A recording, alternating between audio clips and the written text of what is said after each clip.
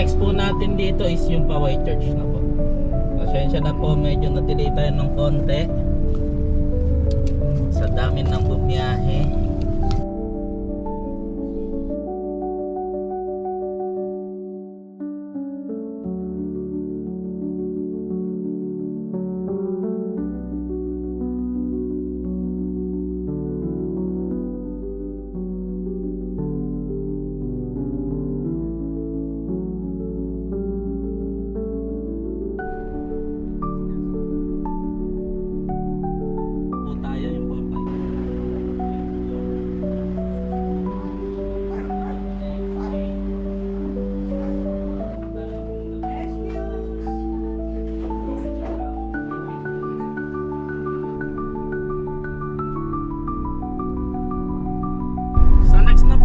Sand dunes na po. Lahat po ba sasakay? Hindi.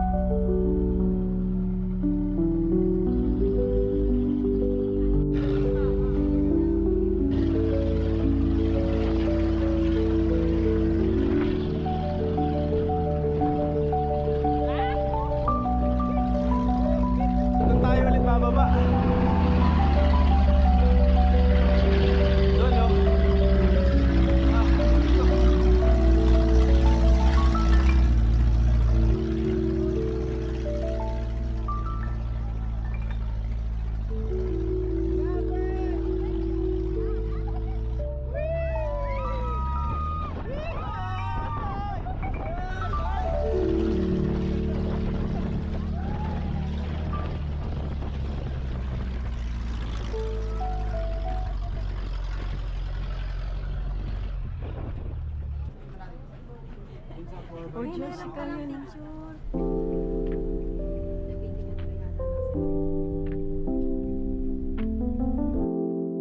Entrance po 70 pesos per head. Yung may mga discount pwedeng gamitin.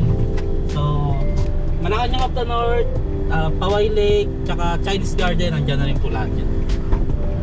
Pa rin.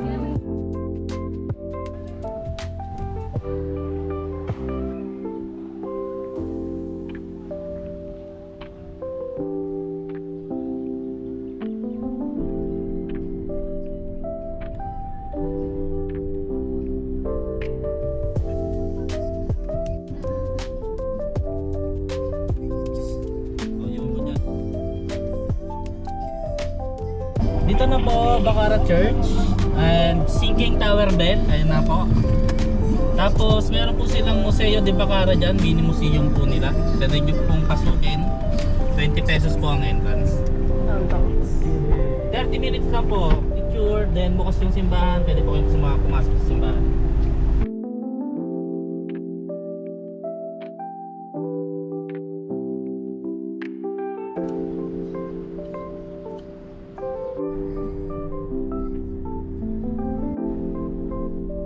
entrance fee 30 pesos per head po.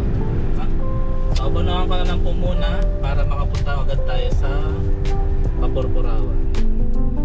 Eh doon papuntang Rock Formation, pwede po kayo mag horseback riding, meron din po dyan. Then empanada. So yan lang ang may offer kong makain ngayon. Diet muna po tayo ngayon. Pasensya na po. Punuan. Bawi na lang tayo sa dinner mamaya.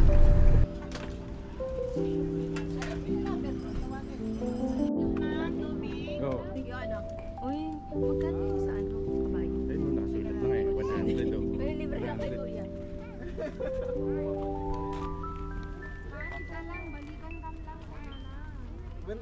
Balik na, alangan na.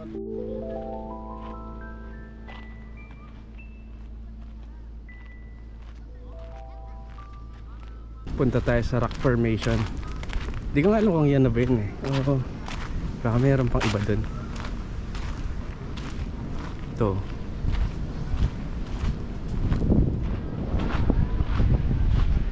Tapos yun, horseback riding 100 pesos per head.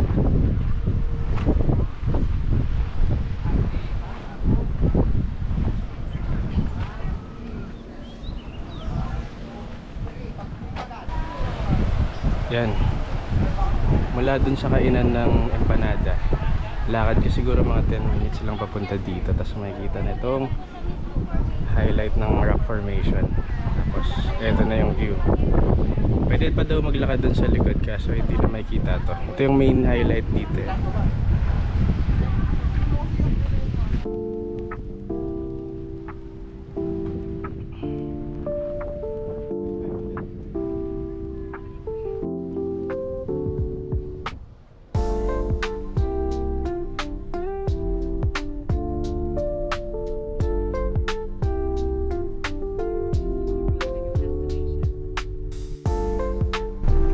So dito na po, Patapat Bridge po. Picture lang po ulit. Then mangolekta po ako ng 50 pesos para po sa environmental fee ng Blue Lagoon. Okay po, pa-ready na lang po.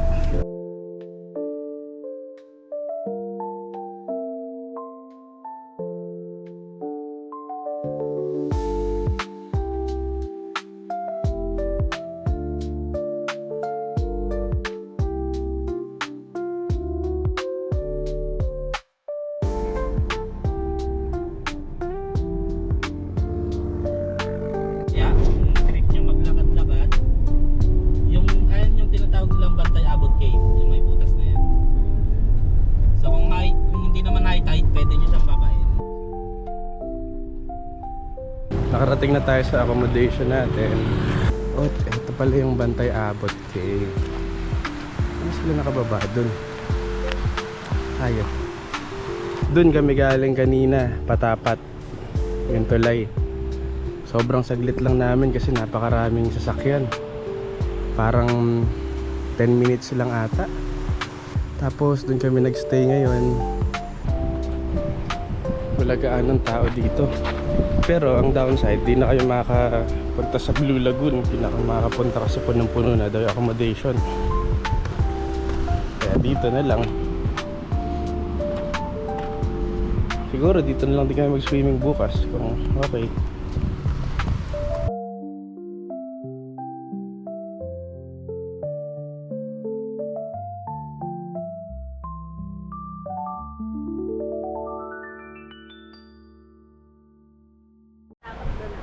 Bakit? Wait lang, video ko lang to. Uy, namatay, ang galing.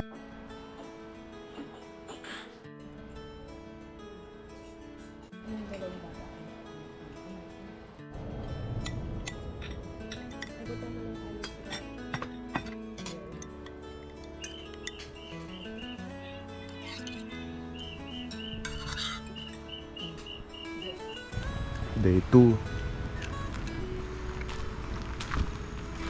Dito pala kami kumain kagabi. Rosarios. Hanggang 7 PM lang to. Ito pala ang gising.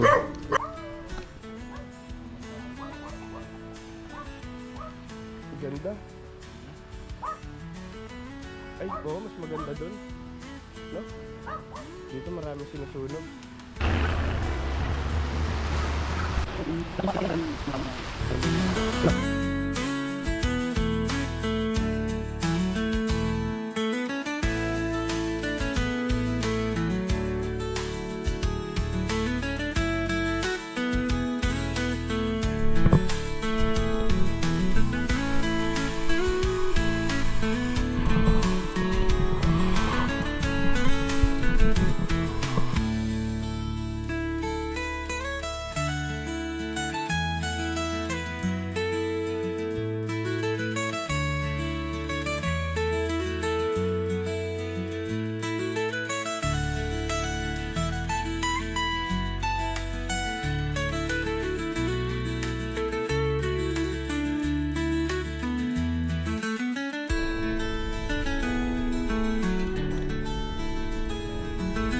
Dito na po, windmill po. So, may ATV rin po dito. Kung gusto nyo mag-ATV, 7.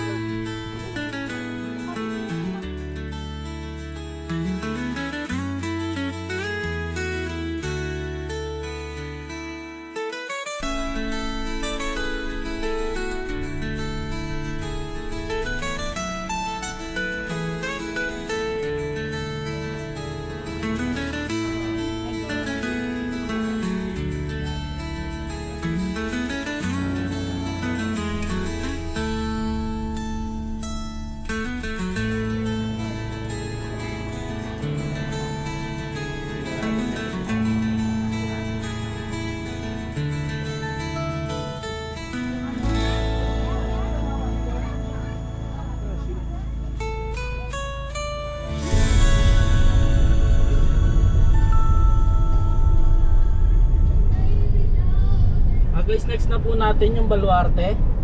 Dito na po magsisimula yung traffic dahil sa dami ng tao, crowded po sa loob. Sure po yan. Na entrance po, andun po yung entrance. Then sir, pamaya paglabas nyo, hanapin nyo na lang po ako sa parking. Okay, sir.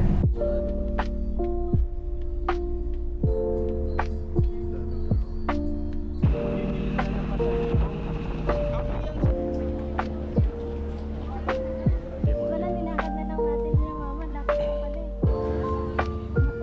Sir, excuse po. Yung Max po, diretso ka doon. Okay, thank you, sir.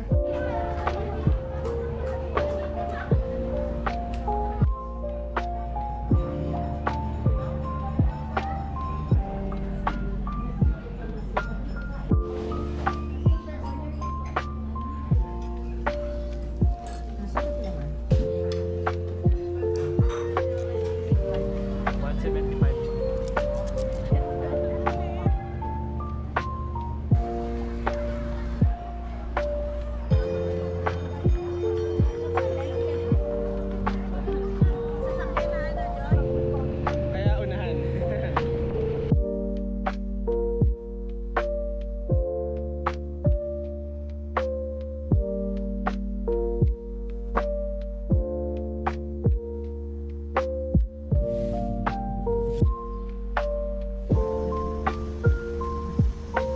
Pabibili ka. Yan po, bagnet po. Good morning.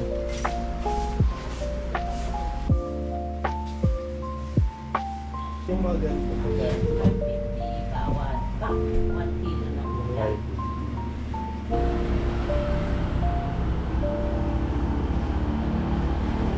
Langganisa. 130 pesos per pack. Ikaw mamik mo na mag singaw ka.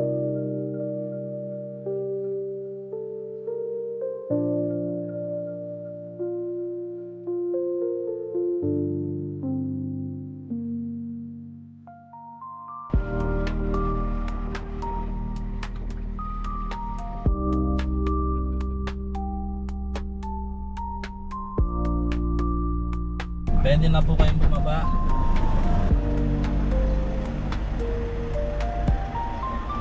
Package A, 150 pesos. Hindi.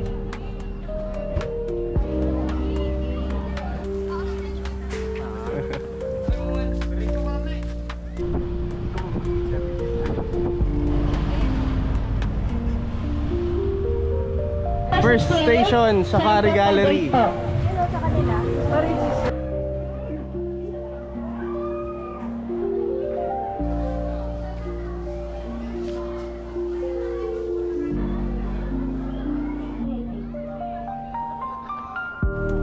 Ito na lang tayo. Laki oh.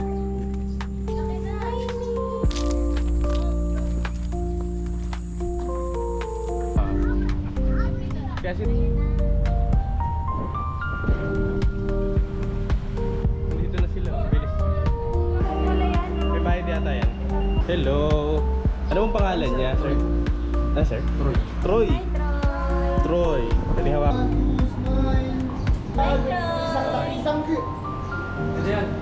Nakatingin siya. Last station ng Package A. Gold Refinery.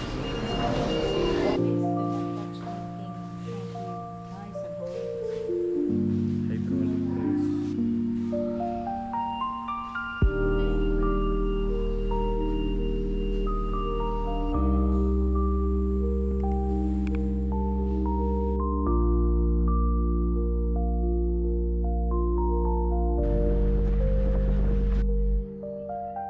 Bale, dun.